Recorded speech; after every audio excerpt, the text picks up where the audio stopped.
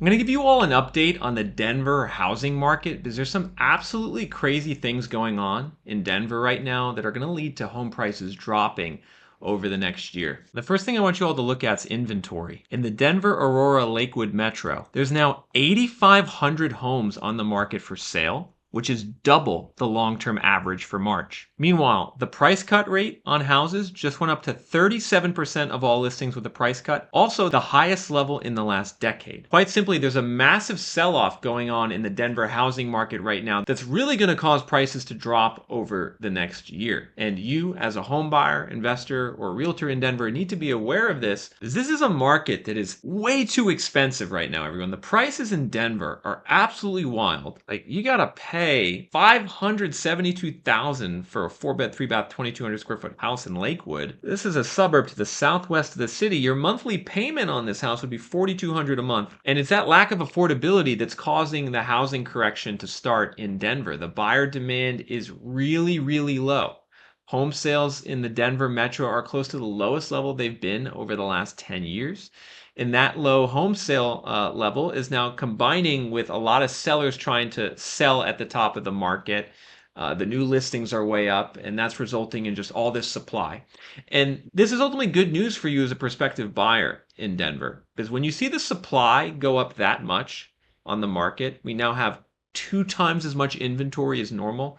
That's the signal that price declines are coming in the future. And I want to show you something actually kind of scary for the Denver housing market is its reventure home price forecast score. For the Denver metro, our forecast score is a 27 out of 100, which you can see indicates heavy downward price pressure. It's why I'm predicting prices to drop in Denver, is because of this really low score. But what's amazing is if we zoom out on the rest of the US and look at metros with at least 500,000 people, Denver's score is the second lowest in the US. So literally Denver has shifted in the last year from being a market that started having some downward pressure to being a market that is like in a full-scale correction and will experience a full-scale correction over the next year. The only market with a lower score is Cape Coral. And you can actually see nearby Colorado Springs is also a 27 out of 100. What a 27 out of 100 means, everyone, on the reventure score is a forecast of prices declining anywhere from 7 to 10% over the next year. And right now, let's take a look at just some different areas in Colorado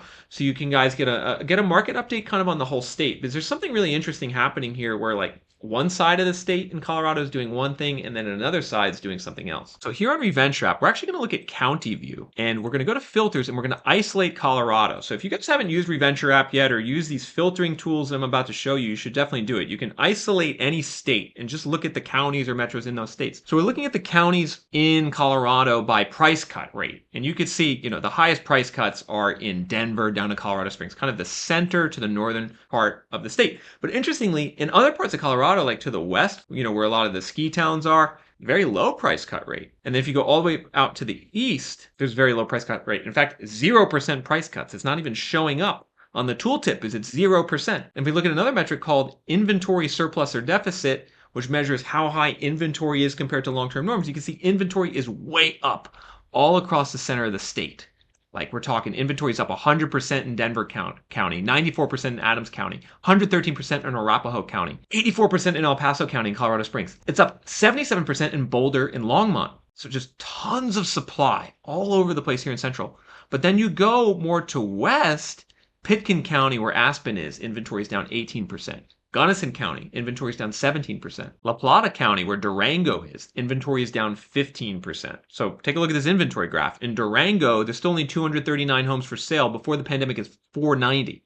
So we're still in an inventory shortage here, which is why our reventure score is 53 for Durango, 53 out of 100, which indicates roughly stable prices. Maybe, they'll go up between 2 and 4%. Year over year, roughly tracking inflation according to our reventure conversion chart. So you guys can let me know, if you guys are actively looking in Colorado, let me know what you're seeing. Some of you have emailed me and are saying that you're still seeing some bidding wars in certain markets. But if you are seeing bidding wars, it's probably more on the western side of the state. And one thing you can expect as a Denver home buyer is that as the market shifts to summer, you're going to see even more deals hit the market. There's one thing to understand about Colorado in terms of buying a house. Like if you're going out to buy a house in Colorado this year, or you're looking at houses, you got to understand that the market is very seasonal. This is one of the most seasonal housing markets in America, where like in the early winter and early spring, there's seasonally very low inventory. And houses are actually, still get snatched up pretty quickly in February and even parts of March.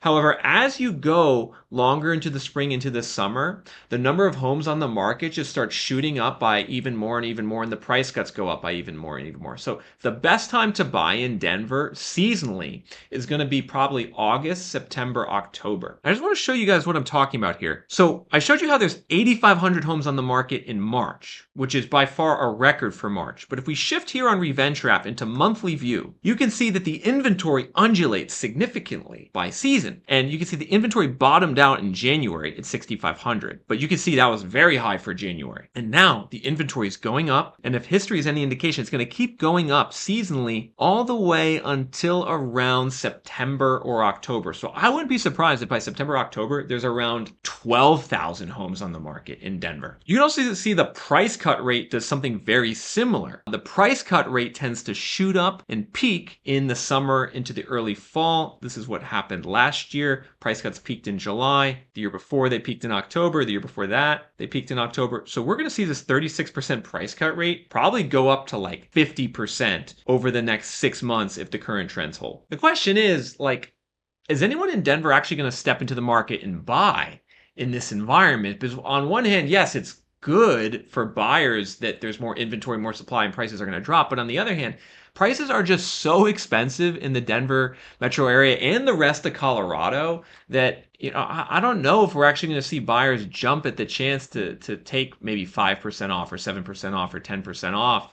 It's still going to mean a house that's really expensive. Maybe it goes from 600 grand down to 550 grand or 530 grand. That's still a lot of money to pay for a house in this housing market and economy in 2025. And I'm actually going to show you like some of the weakest areas now in Denver where I think prices are going to drop the most. Like take a look at some of these zip codes in Aurora to the east. Like look at the number of homes for sale in 80012, which is in Arapahoe County in Aurora. We have 168 homes for sale. The long-term average is 49. So we literally have almost 4 times as much inventory as normal. And the days on the market went from 17 days and 9 days before the pandemic to 41 days, which might not sound like a lot, but it's way more than it used to be. It indicates a declining market. Now, in terms of home prices, over the last year, values in Denver are flat.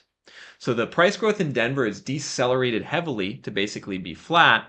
And now month over month prices are declining. And they will continue to decline more into the future based on all this data that I'm showing you in this video. But first, I want to explain fundamentally why I think Denver's housing market is going to correct.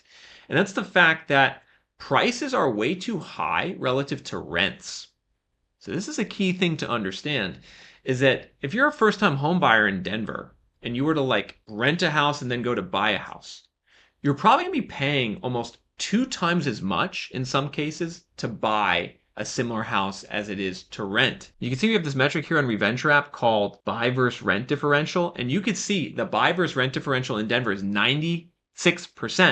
The typical house payment over a year, if you're a home buyer, is around $45,000 a year. The typical apartment rent is $23,000 a year, meaning it's 2 times as expensive to buy as it is to rent an apartment. Once again, if we go and zoom out, you can see that this is the 8th highest buy versus rent differential in America.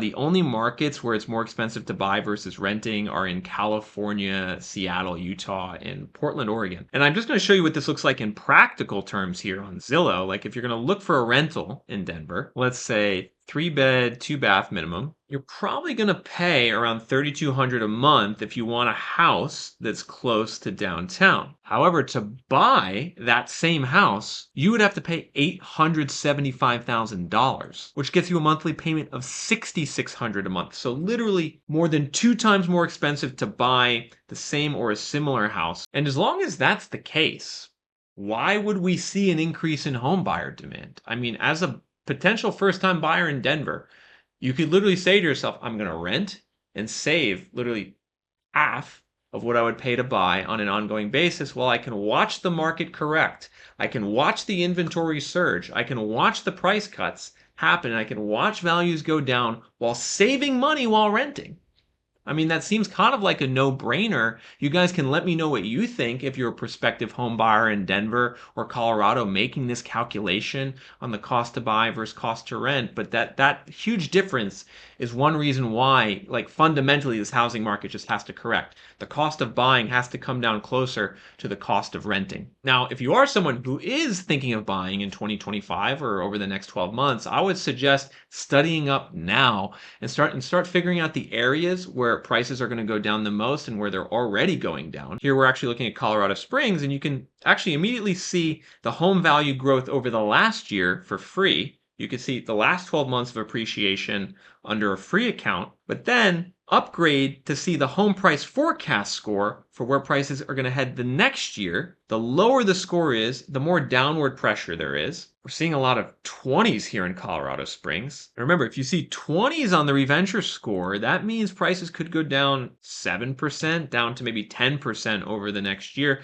That's what our model is suggesting based on the trends in inventory, price cuts, days on market, recent appreciation, as well as the trend in mortgage rates. If the score is more like a 35, that corresponds to minus 5% appreciation. If the score is a 45, that's roughly flat. And our benchmark is a 50. So if your market's at a 50, that indicates just standard 2% inflation for home price growth. And then if you're above a 50, that indicates higher appreciation. Not many areas in Denver and Colorado Springs are above a 50. Now, if you go out west to the western side of Colorado, you are going to see some higher scores, but I would suggest you go to www.reventure.app and sign up for a premium plan so you can access all this data for yourself and make a more informed decision in 2025. A premium plan costs $39 a month or $399 a year, which is a 15% discount to the monthly price. Ultimately, that is a very affordable price compared to the cost of buying a house in Colorado. Our annual plan costs roughly 0.006% of the cost of buying a house in Denver and can actually save you a lot of money. So you know what you're getting into, you don't overpay, and you can target the markets where values are going to drop the most.